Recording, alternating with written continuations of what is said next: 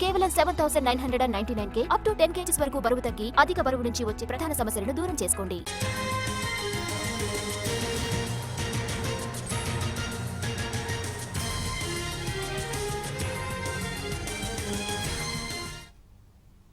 Gulf యుద్ధం ప్రభావం iron steel పై పడింది. ధరలు భారీగా పెరగనున్నాయి.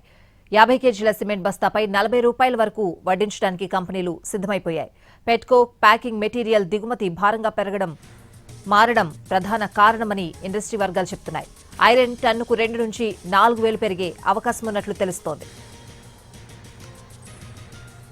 తెలుగు రాష్ట్రాల్లోని అత్యధిక ప్రధాన సిమెంట్ పరిశ్రమలు ఉత్పత్తిని కొనసాగిస్తున్నాయి. వీటికి కావలసిన రా మెటీరియల్స్ దిగుమతుల కోసం విదేశాలపైనే ఆధారపడాల్సిన పరిస్థితి. ప్రస్తుతం మిడిల్ ఈస్ట్ సంక్షోభం కారణంగా ముడి పదార్థాల సరఫరాలో జరుగుతున్న జాప్యం ప్రత్యక్షంగా సిమెంట్ ఇండస్ట్రీని షేక్ చేస్తోంది.